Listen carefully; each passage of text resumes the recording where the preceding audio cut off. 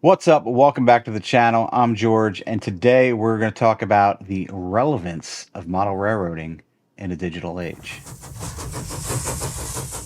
Hey, welcome back to the channel. My name's George. Welcome to the Model Railroad Show. And I was talking to somebody about, hey, I started another YouTube channel talking about, model railroad stuff. I love trains, always loved trains. Been building this layout since 2020. And he said to me, an engineering geeky kind of guy, he said, model railroading still like that relevant of a hobby? And I said, yeah, it is. It really is. It's tough because, we live in such a virtual world and we're just scrolling away, scrolling through, an hour, 8 hours of our week. Some people, your iPhone tells you your screen time, you know who you are. I think it is a relevant hobby, and a couple of reasons why. I mean, it's more than just trains. It's a lot of different skills to do this. It teaches you a lot of different skills. We'll get into that. But the first thing, as I was talking to the scrolling, it is the anti-algorithm hobby, I like to call it. It is, a time to come down, put the phone down and just work on the trains. 100 years in at this point, people have been working on model trains. So it's a great thing. It allows you to get rid, again, get away from the screen, get away from the TV, get away from all that, and just come down here and work on the trains.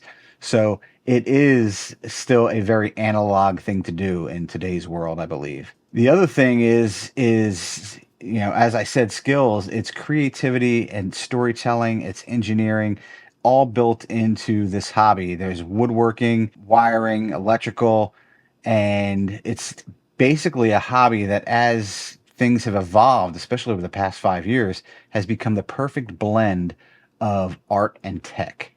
All right. That being said, the cool thing about it is model railroading can be as analog as you would like it to be. It can be as old school as the guys who still love running American Flyer trains. I'll link that video up above if you haven't seen the American Flyer train layout that I saw down in Timonium, and it can be as high tech as people running JMRI and automated signals and everything else that goes along with that. It can be as simple as scratch building with styrene and balsa wood, as people have been doing for a long time, to what now is 3D printing and 3D printing parts that you couldn't buy before, or designing and 3D printing buildings that completely are not available. So again, as analog or as digital and high tech, or as simple as you want it to be as a hobby. Again, aside from unplugging, it's exactly it. It allows you to come down here, clear your mind. It's allows you to focus. I love music. I love YouTube, obviously. Aside from his camera and me coming down to talk to you guys on the YouTubes, there's nothing else down here. I don't have a radio down here. I don't listen to music when I'm down here. Just complete quiet. So quiet I can hear the freezer that we have running in the corner. That's how I like the model railroad. It just allows me to relax, very cathartic. That's everybody's different, but it's my peaceful place down here. Cool thing about it is history is relevant. We learn from our history. We should cherish our history. We should, in a lot of cases, hope history never repeats itself. And there is no better teacher of history, especially your local history, than model railroading. If you're an American model railroader, you can go as deep into history of railroading in this country as you choose to or not to. It allows you to research very specific areas, and all from how trains run to where they ran to how they operated to the cargo that they carried. You can get really detailed in your research for your model railroad, or you could not. It all depends. But researching that history really helps you know how the track was laid, how trains ran, how things operated. Very, very cool. And again, I feel like growing with the times, and we talked about 3D printing. We talked about how this hobby is, rising with the digital age. The model railroading community, I feel like, has never been bigger or never been more connected, in the fact that obviously there's been clubs for a long time, model railroad clubs, hobbyists come together, they come to like a club layout, everybody works in the layout, that type of thing. Everybody's got their friends who, come over, they run their layout with. But YouTube has allowed this hobby to grow. People stay connected on things like Discord, on Facebook. Facebook has really allowed the hobby, people in the hobby to connect.